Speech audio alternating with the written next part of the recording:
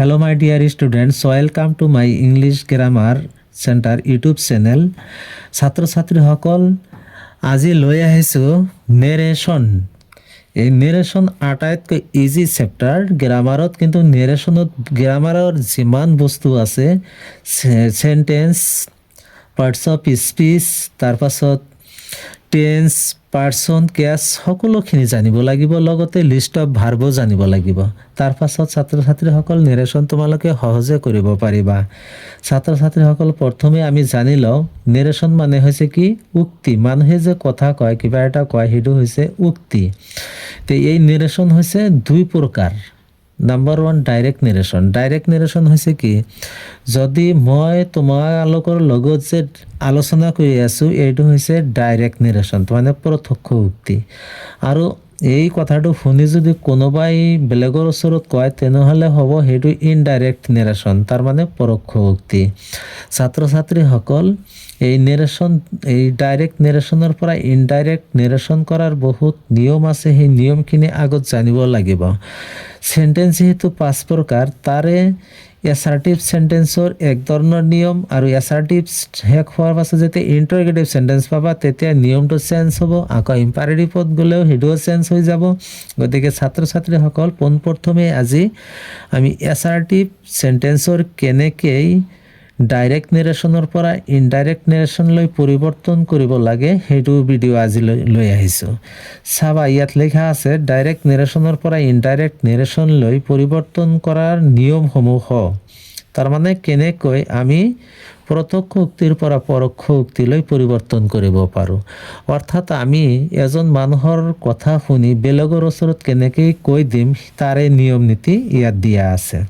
Number one, direct নেৰেশ্যনত থকা reported স্পীচটো যদি assertive চেণ্টেন্সত থাকে, তেনেহ'লে ইনডাইৰেক্ট নেৰেশ্যনত ৰিপৰ্টিং ভাৰ্ব চেছটোৰ সলনি টেলছ ব্যৱহাৰ হয়, আৰু উইথ ইনভাৰ্টেড কমাৰ সলনি ডেট কনজাংচন ব্যৱহাৰ হ'ব।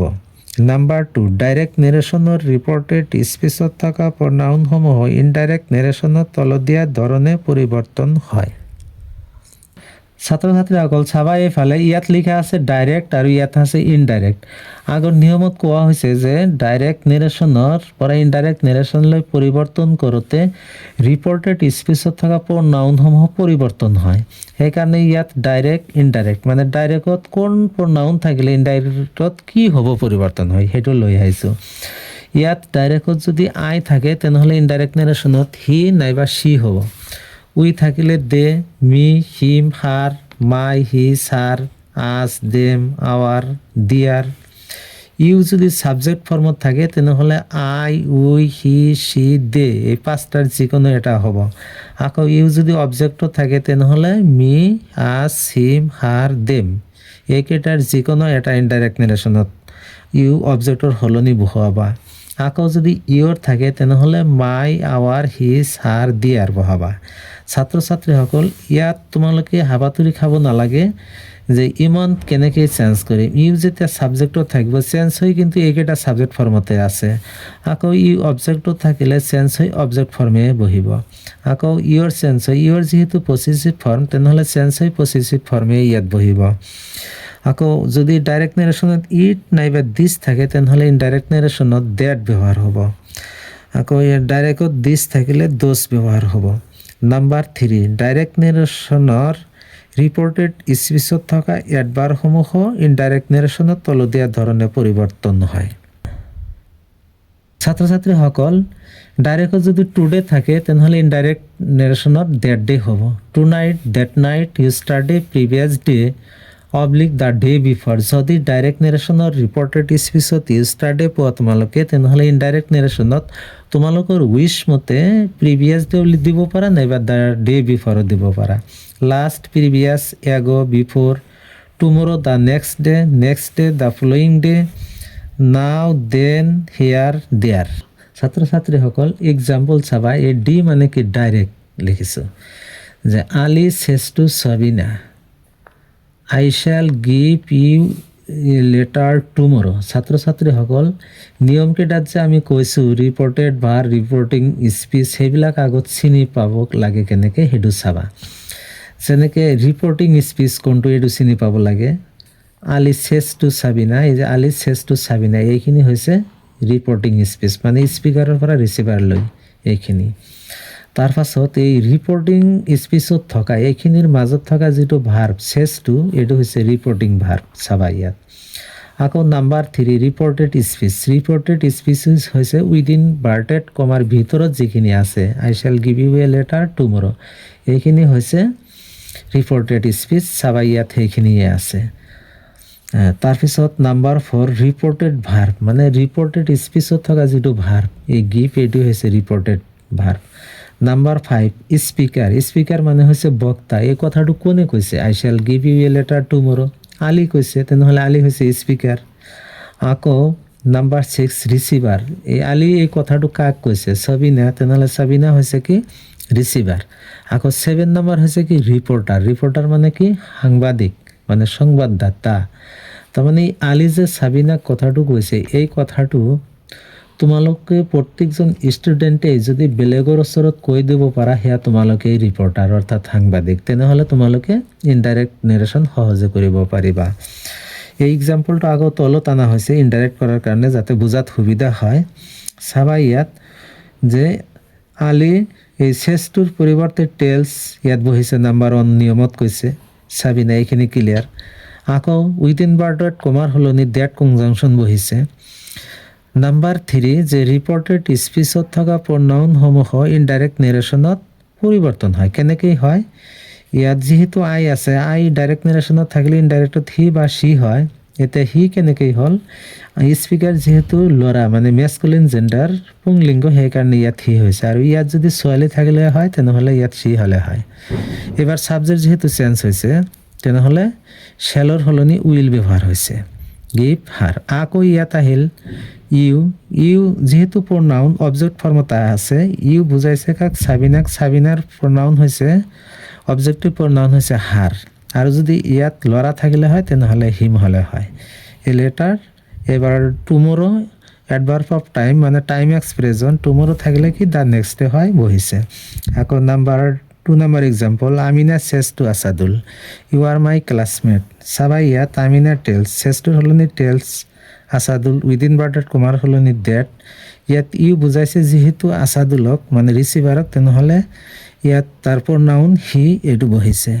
আৰু ছাবজেক্ট চেঞ্জ হোৱাৰ লগে লগে আৰ নাথাকি ইয়াত ইজ হৈছে, হিৰ লগত ইজ ব্যৱহাৰ হয়। আকৌ মাই থাকিলে হিজ বা হাৰ হয়। এই মাই বুজাইছে আমিনাক। আমিনা যিহেতু ছোৱালী, সেইকাৰণে ইয়াত হাৰ ব্যৱহাৰ হৈছে, যে হি ইজ হাৰ ক্লাছমেট। ছাত্ৰ ছাত্ৰীসকল, এইখিনিয়ে হৈছে ডাইৰেক্ট নেৰেশ্যনৰ পৰা ইনডাইৰেক্ট নেৰেশ্যনলৈ পৰিৱৰ্তন কৰাৰ নিয়ম। ছাত্ৰ ছাত্ৰীসকল, ইংলিছ গ্ৰামাৰ চেণ্টাৰৰ ইউটিউব চেনেলৰ পৰা স্বাগতম জনাইছোঁ। ছাত্ৰ ছাত্ৰীসকল, চাবা ইয়াত নেৰেশ্যনৰ ৰুল নাম্বাৰ 4 যে ডাইৰেক্ট নেৰেশ্যনত ৰিপৰ্টিং ভাৰ্বটো যদি পাষ্ট টেন্সত থাকে, তেনেহ'লে ইনডাইৰেক্ট নেৰেশ্যনত ৰিপৰ্টিং ভাৰ্ব সেইটোৰ সলনি টল্ড ব্যৱহাৰ হয়। আৰু ৰিপৰ্টেড স্পীচৰ তলতীয়া ধৰণে টেন্সৰ পৰিৱৰ্তন হয়। ছাত্ৰ ছাত্ৰীসকল, নিয়মটোৱে এইখিনি কৈছে যে ডাইৰেক্ট নেৰেশ্যনত যেতিয়া ছাবজেক্টটো ভাৰ্বটো পাষ্ট টেন্সত থাকিব, তেনেহ'লে ইনডাইৰেক্ট নেৰেশ্যনত যদি সেইটো থাকে, তেনেহ'লে সেইটোৰ সলনি টল্ড ব্যৱহাৰ হ'ব। আৰু যদি অনলি সেইড থাকে, তেনেহ'লে কিন্তু সেইডে হ'ব। আৰু কি হ'ব? ৰিপৰ্টেড স্পীচৰ টেন্সৰ পৰিৱৰ্তন হ'ব। কেনেকৈ টেন্সৰ পৰিৱৰ্তন হ'ব? যে কোন টেন্সত থাকিলে কোন টেন্সত ল'ম, ইয়াত এটা প্ৰশ্ন। তাৰে তালিকা ইয়াত দিয়া হৈছে। এইফালে ডাইৰেক্ট, ইয়াতে ইনডাইৰেক্ট আছে। যে ডাইৰেক্ট নেৰেশ্যনত যদি প্ৰেজেণ্ট ইনডিফিনিট টেন্সত থাকে, নহ'লে ইনডাইৰেক্টত পাষ্ট ইনডিফিনিট টেন্সত ব্যৱহাৰ হ'ব। Present continuous tense change to past continuous tense. Present perfect tense change to past perfect tense. Present perfect continuous tense change to past perfect continuous tense. Past indefinite tense change to past perfect tense. Past continuous tense change to past perfect continuous tense. Shall, should, will, would, can, could, may, might. চাবা ছাত্ৰ ছাত্ৰীসকল, উদাহৰণ হিচাপে ইয়াত দি মানে direct she said I am reading in class 10 now. ইয়াত কমা within বাৰ্টেড কমা। ইনডাইৰেক্টত চাবা যে she ইয়াত said আছে, তেনেহ'লে said, আৰু যদি said 2 থাকিলে হয়, তেনেহ'লে told হ'লেহেঁতেন। উইদিন বাৰ্টেড কমাৰ সলনি ডেট, আই চেঞ্জ হৈ কি হৈছে সি, যেহেতু স্পিকাৰ সি মানে ফেমিনিন জেণ্ডাৰ, সেইকাৰণে ইয়াত আই চেঞ্জ হৈ সি হৈছে। এইবাৰ চাবা এইটো কোন টেন্সত আছে, যে যেহেতু এইটো প্ৰেজেণ্ট কণ্টিনিউৱাছ টেন্সত আছে, ছাবজেক্ট এম আছে, প্ৰেজেণ্ট ভাৰ্বৰ লগত আই এন জি আছে, তেনেহ'লে প্ৰেজেণ্ট কণ্টিনিউৱাছ টেন্স। আমি নিয়মত পাইছোঁ অলপ আগতে যে যদি ডাইৰেক্ট নেৰেশ্যনত ৰিপৰ্টেড স্পিচটো যদি প্ৰেজেণ্ট কণ্টিনিউৱাছ টেন্সত থাকে, তেনেহ'লে ইনডাইৰেক্ট নেৰেশ্যনত ৰিপৰ্টেড স্পিচটো পাষ্ট কণ্টিনিউৱাছ টেন্সত লিখিব লাগে। সেইকাৰণে ইয়াত চিৰ পাছত ৱাজ দিয়া হৈছে, যে পাষ্ট কণ্টিনিউৱাছ টেন্সৰ ফৰ্মুলা মতে ছাবজেক্টৰ পিছত ৱাজ ৱেয়াৰ, তাৰপিছত কি বাকীখিনি প্ৰেজেণ্ট ভাৰ্বৰ লগত আই এন জি এইটো ছেমেই আছে, তাৰপিছত কি ইন ক্লাছ 10, আকৌ এডভাৰ্ব অফ টাইম নাও থাকিলে দেন হয়, এই দেন বহিছে নাওৰ সলনি। এনেকেই তোমালোকে ডাইৰেক্ট নেৰেশ্যনত পৰা ইনডাইৰেক্ট নেৰেশ্যনলৈ ৰিপৰ্টেড স্পিচৰ টেন্সৰ পৰিৱৰ্তন কৰিবা। আকৌ চাবা ছাত্ৰ ছাত্ৰীসকল, ইয়াত কি দিয়া আছে যে Dilip said to me, Dilip মোক কৈছিল, I shall visit the zoo with your sister tomorrow. চাবা ইনডাইৰেক্ট কেনেকৈ কৰা হৈছে, দিলীপ স্পিকাৰ, ছেইডটো আছে, ছেইডটোৰ সলনি টল্ড মি ডেট হি, যিহেতু ইয়াত কি হ'ব ৰিপৰ্টিং ভাৰ্বটো পাষ্ট টেন্সত আছে, তেনেহ'লে টেন্সৰ পৰিৱৰ্তন হ'বই। ইয়াত আই চেঞ্জ হৈ সি হ'ল, স্পিকাৰ যিহেতু মেস্কুলিন জেণ্ডাৰ দিলীপ, আৰু শ্বেল থাকিলে কি হয় শুড। কিন্তু ইয়াত যিহেতু ছাবজেক্ট চেঞ্জ হৈছে, ইয়াত শুড ব্যৱহাৰ নহয় উড ব্যৱহাৰ হ'ব, কাৰণ সিৰ লগত যিহেতু উইল বহে সেইকাৰণে চেঞ্জ হৈ উড বহিছে। Would visit the zoo with, ইয়াৰ কি আছে যে ইয়ৰ ছিষ্টাৰ, ইয়ৰটো প্ৰনাউন পচেছিভ প্ৰনাউন, এইটো চেঞ্জ হ'ব। এইটো কাৰ ওপৰত ভিত্তি কৰি প্ৰনাউনটো চেঞ্জ হ'ব, মিৰ ওপৰত ভিত্তি কৰি। যিহেতু ৰিচিভাৰ মি, তেনেহ'লে ইয়াত ইয়ৰ চেঞ্জ হৈ মাই হ'ব, মাই ছিষ্টাৰ। আকৌ টুমৰো চেঞ্জ হয় কি দ্য নেক্সট ডে হ'ব, সেইকাৰণে দ্য নেক্সট ডে বহিছে। ছাত্ৰ ছাত্ৰীসকল, নেৰেশ্যন যদি তোমালোকে ইউটিউব চেনেলৰ যোগেদি ভালকৈ বুজি পাইছা, তেনেহ'লে কমেণ্ট বক্সত মোক জনাবা। আৰু ছাত্ৰ ছাত্ৰীসকল, যদি বুজাত কিবা সমস্যা হৈছে বা প্ৰব্লেম হৈছে, তোমালোকে মোক কমেণ্টত জনাই দিবা।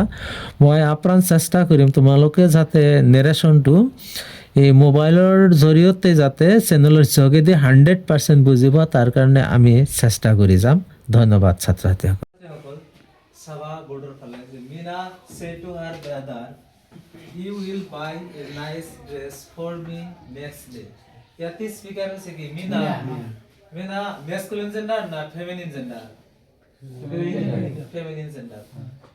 Mina said to her brother, এখানে কি থাকে থাকক, যেহেতু রিপোর্টেড স্পিচ তো অ্যাসার্টিভ সেন্টেন্স, তেনেহলে রিপোর্টিং স্পিচৰ কামখিনি তো আগত কৰো।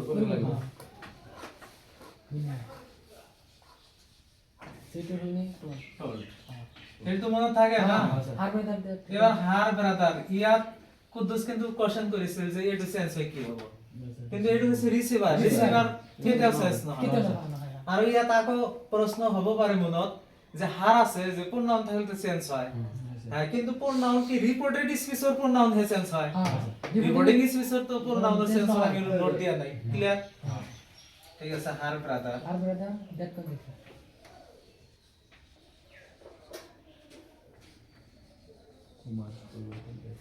কনজাংশন। এবার ইয়া তাহে কনফিউজ লাগে না, ইউ সেন্স করে কি কি হয়, ইউ সেন্স করে ইউ যদি ডাইরেক্ট নারেশনত থাকে তাহলে ইনডাইরেক্টত কি কি হয় একটু আলাদা জানি। ইউ দুটো আছে, সাবজেক্ট আছে আই উই হি সি দে, কি আছে ইউ দুটো আছে, সাবজেক্ট আছে এটা আর অবজেক্ট আছে।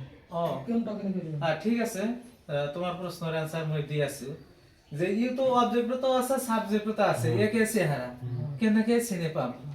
হ্যাঁ তার आंसरত মই কইছো এডু কোন টেন্স। হ্যাঁ আসাদুল, তোমার কোশ্চেন তুমি आंसर দিবা। এডু কোন tense, you will buy a nice dress, এখানে লই ধরিছো কোন টেন্স এডু question. Future indefinite, future indefinite টেন্সের ফরমেশন কি?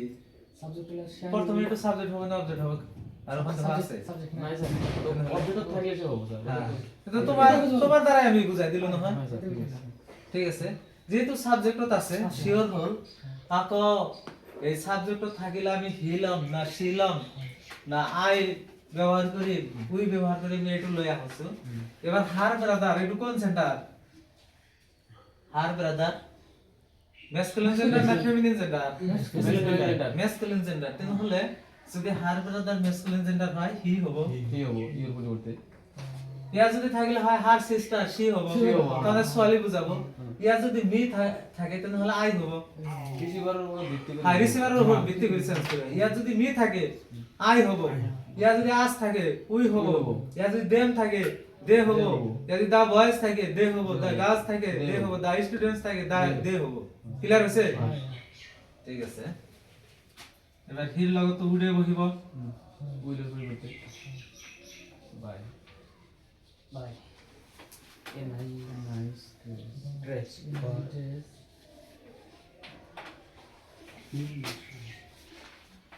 ফর এবার মি এটা তো দিস ইজ প্রনাউন প্রনাউন এটা সেন্সে কি হবো হাত হ্যাঁ এইটুক মানে কোন দোষ নাই কারণ না এটা স্পিকারের উপর ভিত্তি করিবে হ্যাঁ স্পিকার যেহেতু মি না সোয়ালি এখানে হার এত লড়া থাকলে হিম হ্যাঁ।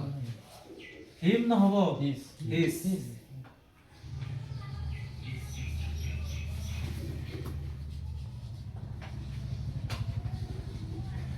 আছে ক্লিয়ার ঠিক আছে